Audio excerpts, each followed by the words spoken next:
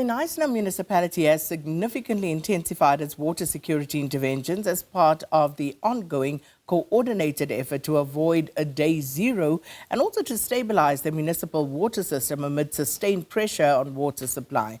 And while infrastructure interventions are being accelerated, the most immediate and effective way to stabilise the system remains responsible water usage by all residents, businesses as well as visitors. Let's cross now to Leanne Manas. She's there for us for a special broadcast on that day zero scenario in the Knysna Municipality. Leanne, good morning.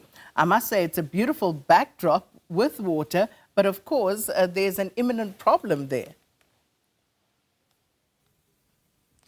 Well, a very good morning to you from Knysna, and gosh, it's quite surreal standing here listening to the magnificent sounds of the morning here in Knysna as you've got these fish jumping out of the lagoon behind me, and also the sound of seagulls as they make their way around doing what birds normally do in the morning, and everybody slowly walking up. And you know, this is what Knysna was all about, was an absolute gem, a tourist hub, a place that people flock to enjoy its sights and sounds. And this is the famous lagoon. It's the lagoon where everybody comes to, has their holidays and enjoys it. But as we start peeling back the layers of this jewel of the Western Cape, we then begin to see the problems that have, I suppose, gripped this wonderful town. And when we talk about the problems, we're talking about that countdown to day zero.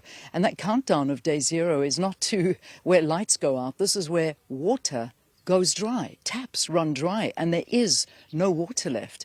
And that's what we're here to find out, is that what's actually happening here. We do know that obviously there's been severe drought, and there has been a problem when it's come to rain. And you can see it's a cloudy morning, and they did have a little bit of rain, and I think that was recorded last week. So I'm not sure. At one stage there was a countdown in terms of the day, it was 6 days to go, 5 days to go until the taps run dry, and then it was revised. And I'm not sure where we're at, but we'll find all of that out as the broadcast gets underway. But the reality is that it's not only about the rain, it's so much more. When you look deeper into what's going on here, this is a story of absolute mismanagement. It is a story of, you'll see the facts, you'll speak about it, you'll think about exactly what's going on, where they know that this is a problem when it comes to water. I mean, there are enough dams, there are enough rivers here, but the problem is that what do they do with them? Have they built any new ones?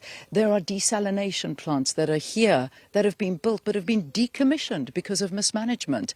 There is no security around some of the major infrastructure that has led to destruction of many of them. There's boreholes that they started drilling and then they stopped because they just not managed properly.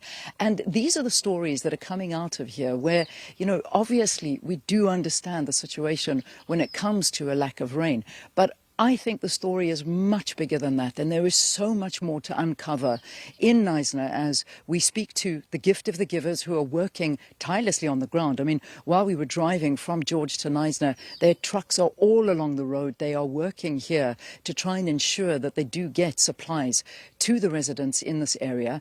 We're also going to be speaking to the residents to find out what it's like for them and, a history of what's been going on. What is the problem here?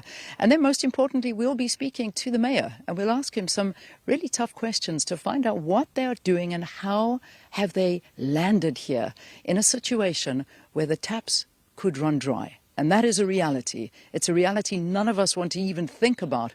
But Knysna is days away from that. So join us as we travel around. We're going to try and get to as many destinations as we can through the broadcast. So starting off on the Knysna Lagoon, looks all beautiful. Everything looks wonderful here.